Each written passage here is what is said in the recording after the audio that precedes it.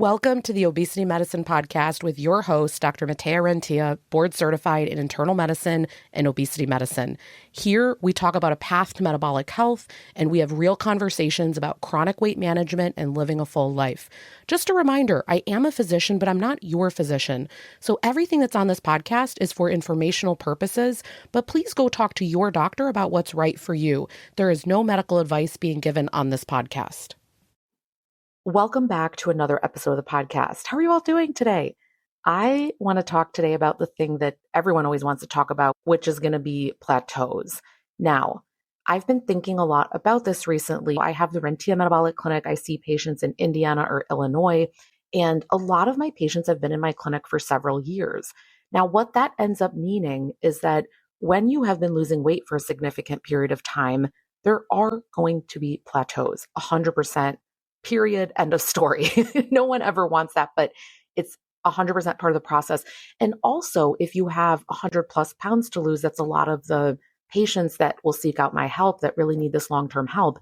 That will be something that they will encounter. But what I've been thinking about recently is that this is a skill that I've really had to develop is how do you get people past that plateau at a time that's appropriate? So how do you know the difference between this is a natural plateau that is appropriate and we don't need to make big changes versus there's actually a treatment problem? So that's what I really want to get at today, because you'll hear a lot of people say, has my medication stopped working? Every time the scale slows down, people are assuming that something's wrong, but not every plateau, again, is that treatment problem. The key is really learning the difference. Let's go through a few things today so that you could do some of this reasoning for yourself. And again, if you're in Indiana or Illinois and you want my help, you could always go to rentiaclinic.com and click on telehealth.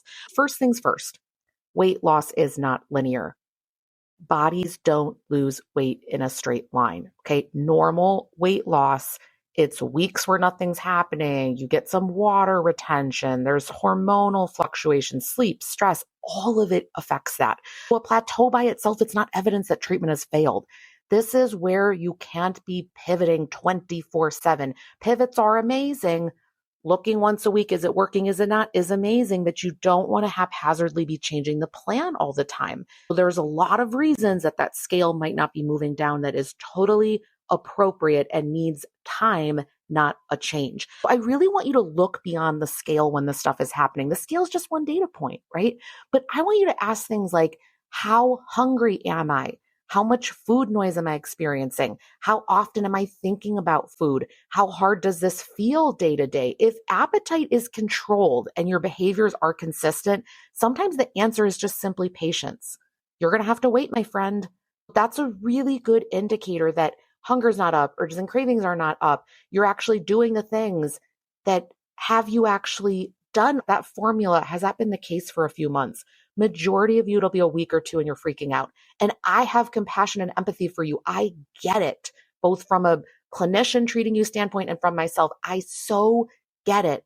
But if you're in that formula, maybe you could say, all right, I need just a little bit more patience, because if I'm truly being honest, it has not been months on end that I've been feeling this way where it's okay and I'm continuing to do all the things that, if you're really being honest, it hasn't looked that way.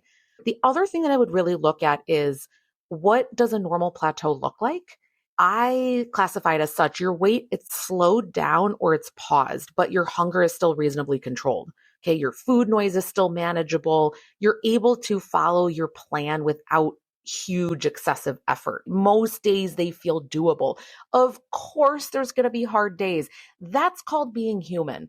Okay. We all have to get on board with this, that you will have days when you struggle. There are going to be hard times, but it should not exceed 50% of the experience of life. That's just the way in which I think about it. This is often where people are going to panic unnecessarily, right? You're going to start changing too many things, but that is reasonable, that at times things will slow, they will pause, but food noise is still okay and your effort is not through the roof. What can a treatment problem look like? This is what I want you to lock into, okay?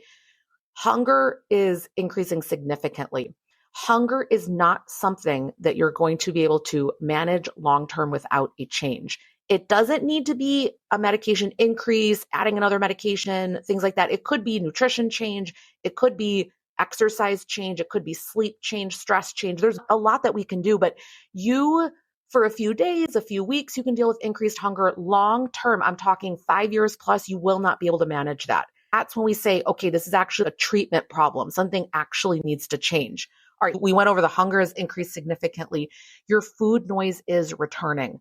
This is classic for my patients that they will have lost 25, 30% of their body weight, and they're either at maintenance when anywhere from 6 to 12 months in, they notice that food noise starting to return, or they're not at their goal yet, but they've lost enough weight that this is starting to happen. And the cravings are really hard to control when this is the case because you're thinking about food all the time. You're starting to want very specific things. You're spending a lot of your mental energy thinking about food. It's like Groundhog Day because it's how it was before you ever started the medicine. And while your weight set point is lower now, you still are struggling. The process feels harder and harder over time. You're having to white knuckle your way through a lot of things. But the issue isn't just the scale, it's the experience. Does everyone get that nuance? Because this is something that's really hard to explain to people because the scale can be looking okay, but you are starting to have the hardest experience in the world to stay there. That's going to be a problem long term. That means we're not effectively treating the overweight or obesity. Sometimes the problem isn't more medication, it's different medication or different tools. So people always assume I need to go higher. Oh my gosh, I can't go higher anymore. That's not always needed. So different medications, though, might address different pathways. If your hunger is through the roof, that is a very different treatment compared to your cravings and that reward eating, that emotional eating being higher. A lot of the time, I'll throw into that category binge eating tendencies. They are different treatment plans. I'm going to give an example here. It is more common than not that I'll have a patient with binge eating disorder. And sometimes if it's really significant, and we're getting them therapy, we're doing all the things, but it's really still not very well controlled when we have them on a GLP-1. Yes, there's Vyvanse and there's other options, but sometimes it does not make sense to keep going up on the GLP-1. It makes sense to add in something that can be more helpful with the reward-based eating type of tendency that can help them to break that pattern. One of my patients, we had really gotten her to a great place. She's at maintenance. She's just doing amazing. And remember, with binge eating disorder, the goal is not ever to feel out of control with food. It's less and it's more controlled, and we get some stability in there for you. But she's in a really great spot. So we're transitioning over care to her primary care team. And that doctor says, well, you don't need these other oral medications. We can just keep going up on the Zepbound. And the reality is that would be the inappropriate move to do for that patient.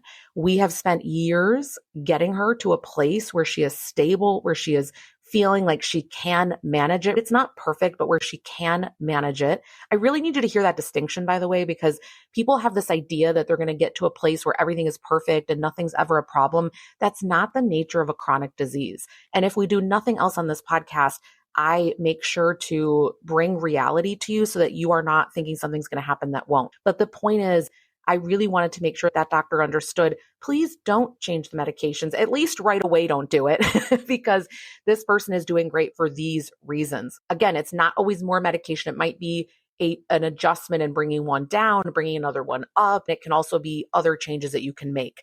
The rule that I think is the golden rule is that more than 50% hard should not exist. You can't keep it up long term. Some struggle is normal. Some hunger is normal. Some difficult days are normal. You might even have a hard 3 weeks. But if more than half of your days feel like a battle, that's really useful information. Don't make this I'm then not going to be successful. No, this is useful information so we can go do something. Long-term treatment should make life feel manageable, not exhausting. You should be able to do this. Yes, it's going to continue to take effort, but it should feel like you can do it. Everything here really highlights how you need ongoing adjustments with obesity medicine. It's not really just a one-time prescription, a one and done. Okay, we got you to the dose where you're good. I have seen over the years of working with people that I always say there's this arc to treatment where someone will get on the meds within 6 to 12 months, they're doing amazing. And then there will be another struggle period, whether it's a year and a half in or 2 years. There are just these touch points where I know that those people will struggle. And when they're in my clinic long term, we're able to proof against those situations, or they know that they're coming, or they know how to overcome it, right? It's a psychological thing at some point as well. It reminds me, I don't know why I've been thinking about this, but you know how there are different points at which the divorce rate will go up. Someone will get married, and I don't know if I'm butchering this. So again, I'm pulling from memory and I might be wrong, but I want to say like by 1 year, some will have gotten divorced. And then I think it's 4 years and 7 years. There are these little humps where it's like, by that point, people are like, I'm out.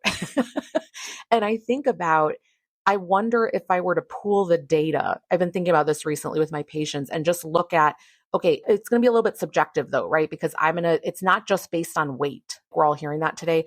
I wonder if I were to pool that, if I could predictively say how those first 5 years are going to go once you get on treatment.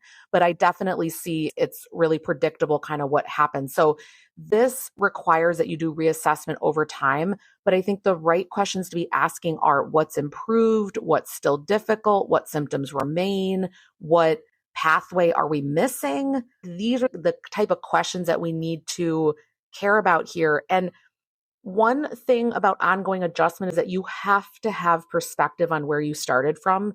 If you have not listened to the podcast before, or you have not listened to what I've said before, you need to write down how your experience was before you ever got on the medicine.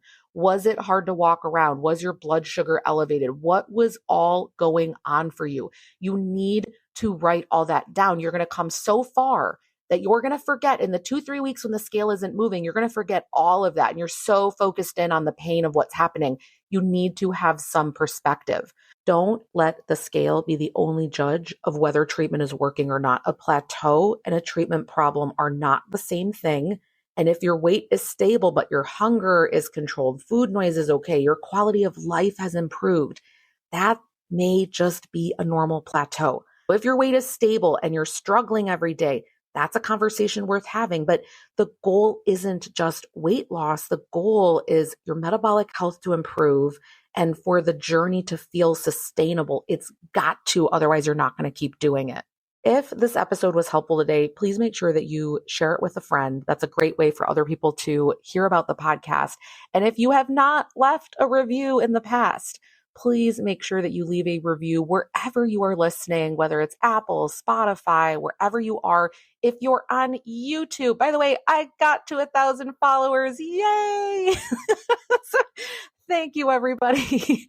I'm definitely working on my YouTube. It's a totally different community. And when you say in the comments there, I love the podcast, and you let me know different things, it really means so much to me. I definitely have oversight on all the comments that are happening on all my different channels. So thank you so much for always messaging me and letting me know what's happening, and just for being the absolute most amazing community. I want to just summarize here for you that this is always the hardest part. Having faith in something that hasn't occurred yet, or having faith that you're doing the right thing before you see the fruits of your labor. But remember that really strong root systems, they take time. So you have to have that faith and not kind of go crazy changing a bunch of different things to know if something's going to work or not. All right. I hope you have an amazing rest of your week, and I'll see you next Monday. That marks the end of today's episode. But if you're newer to the podcast, I want to tell you about something that we have, and it's a free podcast roadmap. So this is perfect for any of you that are listening where you want to be directed to very specific episodes. So let's say that you are just starting out and you want to know, what should I do right when I start on the medications? Or you're experiencing certain side effects on the GLP-1s, or you want to know what to do if you're in a plateau, or if emotional eating is taking over, or if hunger levels are high. So we have many different categories of episodes that we've talked about, because there's a lot at this point. So if you want to be able to navigate that very easily, we have it broken down by category, and also the episodes that are there, and we hyperlink to everything. So you can just click on it and find the episode, easy peasy. If you want that, you can go to rentiaclinic.com/podcast roadmap. We'll have it linked right here underneath the show notes where you're listening. And you can go ahead and get that free resource so that it makes it easy for you to navigate, because I know that it's really hard when someone has an established podcast. I am such a podcast fiend. I'm listening to podcasts all day long. And when I find one that I love, but there's a lot that are out there, I am so lost. So I hope that you enjoy this free podcast roadmap. Again, the link to get to that is going to be rentiaclinic.com/podcast roadmap. I hope this is helpful, and let me know if you have any questions.